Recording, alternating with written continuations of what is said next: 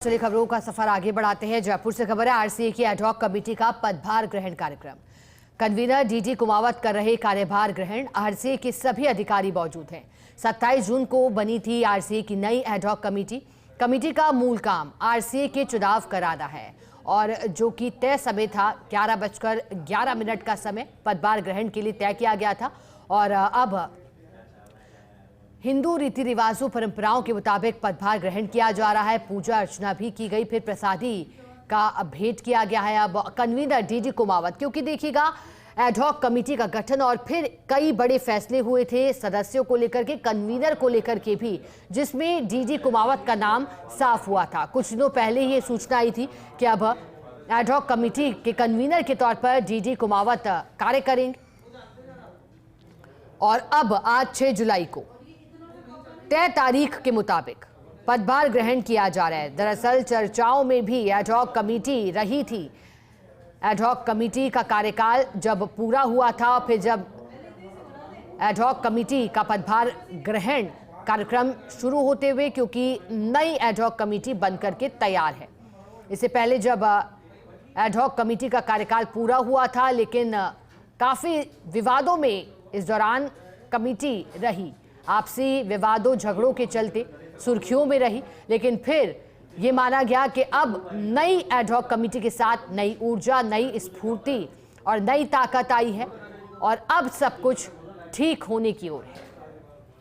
ये देखिएगा, मंत्रोच्चार के साथ पदभार ग्रहण किया जा रहा है।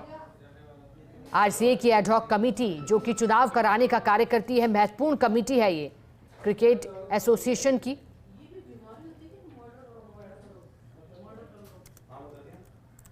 कन्वीनर डीडी कुमावत भी तस्वीरों में। और देखिएगा, पहले चर्चा थी कि आखिर मुहूर्त निकल आया है, कब एडहॉक कमेटी का कार्यभार ग्रहण कार्यक्रम होगा। और आज जो दिन, तारीख, समय तय किया गया था उसके मुताबिक कार्यभार ग्रहण कर लिया गया है। आरसीए की एडहॉक कमेटी तस्वीरों में कार्यभार ग्रहण करते हुए दिखाई दे रहे हैं। आरसीए के सभी अधिकारी। कुछ बड़े बदलाव एडहॉक कमेटी में किए गए थे, जैसा कि हमने आपको बताया। इससे पहले कन्वीनर के तौर पर जगदीप बिहानी थे, फिर बदला गया कन्वीनर को, अब डीडी कुमावत हैं और कार्यभार ग्रहण करते हुए ज़्यादा जानकारी लेंगे। एसोसिएट एडिटर नरेश शर्मा हमारे साथ जुड़ गए हैं, उनका रुख करेंगे। नरेश जी, कार्यभार ग्रहण करते हुए दिखाई दे रहे हैं नई एडहॉक कमेटी की, क्या खासियत? जो नाम तय हुए थे डीडी कुमावत समेत अन्य नाम, अब कितने महत्वपूर्ण, क्या लगता है अब सभी ठीक होने जा रहा है, सब कुछ आगे बेहतर होगा समय के साथ? देखिए शिखा, कोशिश ये की जा रही है कि राजस्थान क्रिकेट संघ में जो विवाद चल रहा था, खासकर जो पिछली एडहॉक कमेटी में जो विवाद था, उस विवाद को विराम दिया जाए और एक नई शुरुआत की जाए। और जो नई शुरुआत के तहत ही भारतीय जनता पार्टी के युवा मोर्चा के पहले प्रदेश अध्यक्ष रहे हैं डीडी कुमावत, उनको अब एडहॉक कमेटी का कन्वीनर बनाया है। पहले जो गंगानगर से विधायक थे जयदीप बिहानी, वो कन्वीनर थे, लेकिन अब सरकार ने उस एडहॉक कमेटी को बदल दिया है। एक सदस्य को छोड़ के तमाम जो पुराने सदस्य है कन्वीनर थे, उनको हटा दिया गया है और डीडी कुमावत के नेतृत्व में अब नई एडहॉक कमेटी आरसीए में काम कर रही है। आज से उनकी शुरुआत है। 11:11 का शुभ मुहूर्त निकाला था उन्होंने कार्यभार ग्रहण करने का। और देखिए, बदलाव साफ नजर आ रहा है। एक तो इससे पहले हमने तस्वीर एडहॉक कमेटी की देखी नहीं थी, पुरानी एडहॉक कमेटी की, क्योंकि उन सदस्यों में आपस में विवाद था। यहाँ पे जो पूरी एडहॉक कमेटी है वो एक साथ मौजूद है।